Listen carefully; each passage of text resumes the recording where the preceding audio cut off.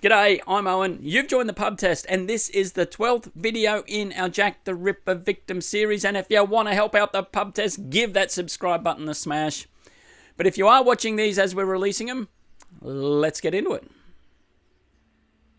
So on November the 21st, 1888, only a short time after the Mary Kelly murders, two interesting events happened. One of them really revolves around Annie Farmer, who had been in a relationship. She also had some other aliases, but she was now back on the streets working as an unfortunate and staying in lodging houses. Now, the first version of this story is that she met a young bloke of shabby description, it is said, and in the morning. So they've met up around 7:30 in the morning, and they decide to maybe get to know each other a little bit more. And they go to quite a high establishment, Satchel's Lodging House on George Street. And it must have been a very well-to-do lodging house because they were that busy. Sometimes you could only rent the rooms by the hour. So they get the hourly rate and decide to get to know each other a little bit better. But after a little while, Annie screams out murder. And the bloke that she was with bolted. I'm talking took off. He would have resembled Usain Bolt's younger brother, Insane, because he's doing the Insane Bolt and he's not stopping for anybody. Apparently ran past a group of people saying women be crazy, or words to those effect, and also, it's reported, ran past two police officers.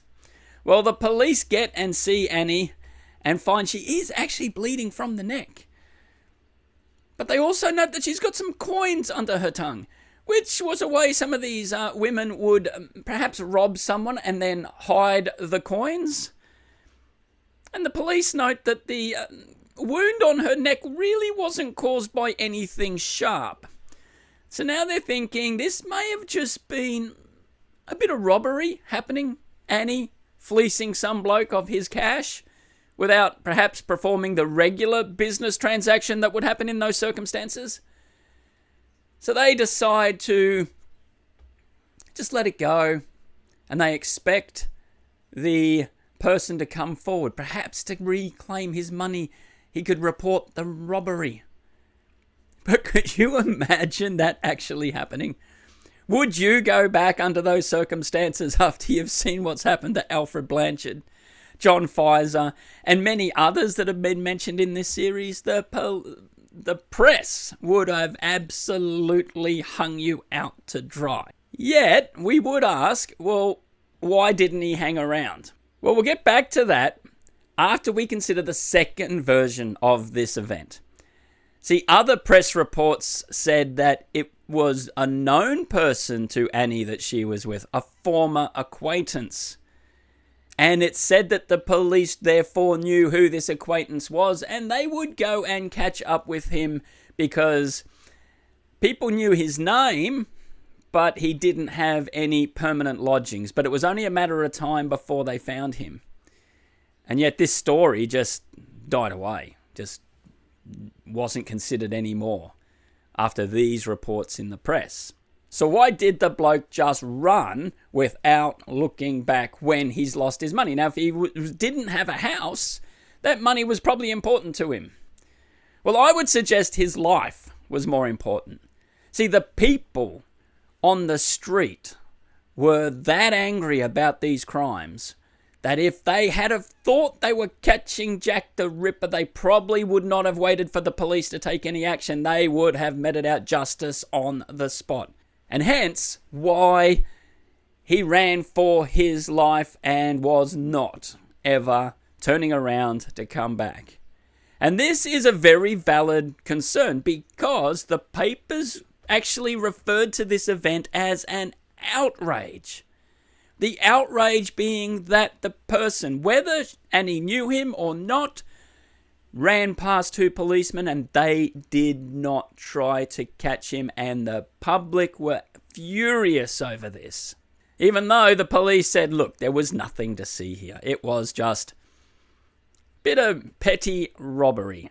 and that's all it was.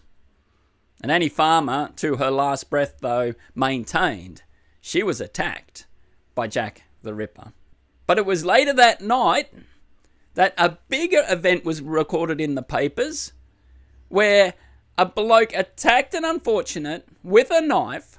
He ran from the police. They managed to catch him. He resisted arrest, but they ruled him out as being Jack the Ripper.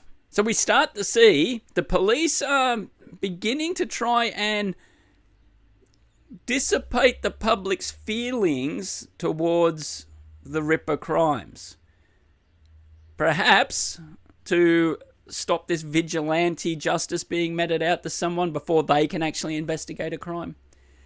The press too aren't blowing it up massively on the front pages as they had.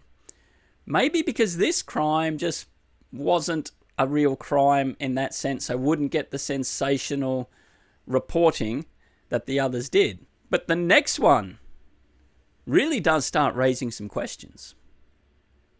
So that brings us to an end of this one. What do you think? Let me know about that down in comments. The real point of looking at this was how the press, the police, and the public were now reacting to the crimes.